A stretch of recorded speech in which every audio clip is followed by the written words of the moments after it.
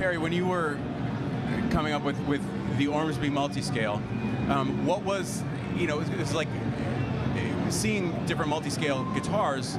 There's not, like with like a certain guitars, you got 25.5 scale. That's what that is. It's a standard. 24 3/4. It's a standard. Whereas on the multiscales, like the fans are adjustable, even on some of your own guitars. Where did we come up with that? Yeah, you're like throwing a dart. Yeah. What we did is we basically 25.5-inch scale and worked from there. Then I studied players or clients' movements of their body and their hands, where they feel comfortable with their guitar sitting, what their arm length is, what angle they play at the F bar chord with. And I took all that and spent years adjusting it to work out that the 9th fret was the comfortable resting position of your hand, so that therefore will be parallel with your fingers as you're resting, and then design everything around that. So the strap button position of all of our guitars relative to the 12th fret is the same. So they could clip on any strap onto any model, and that nut is exactly the same distance no matter what guitar it is. The scales were developed by working out, right, what is too far to go at one angle, where do we want that angle to sit that feels comfortable with your wrist. And for guys that have carpal tunnel especially, and you're bending that wrist, they need to try and straighten that out. So what angle does that feel comfortable or not comfortable?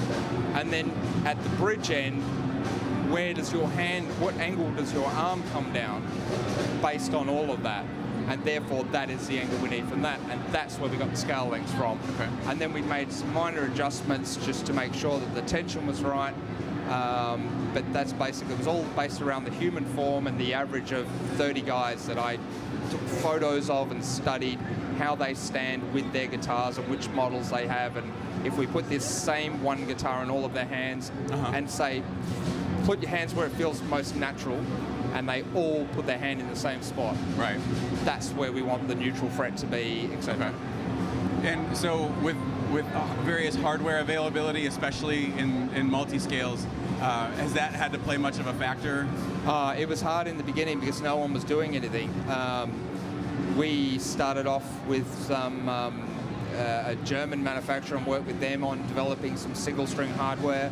And we've since moved over to, we've now got the buying power, I guess, to be able to talk to larger companies and say, look, this is what we want to do, and we want to develop it from scratch. And we've been doing that, and we're continuing to do that. So now we have standardized bridges, which now we're offering to our luthiers, and they can buy a kit. So they can get their multi-scale started. They've got their fretboard, they've got their special truss rod, they've got their bone nut, they've got their bridge, they've got their pickups. So it helps all those guys.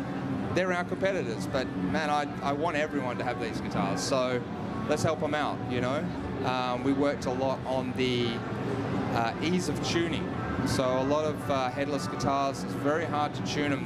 The friction in tuning that string up, we worked a lot on that, and to get that really so smooth. And it's just constant. We're always looking to how we can make it better. Sure. But I think our stuff's pretty good now where it sits, and now we're expanding on that.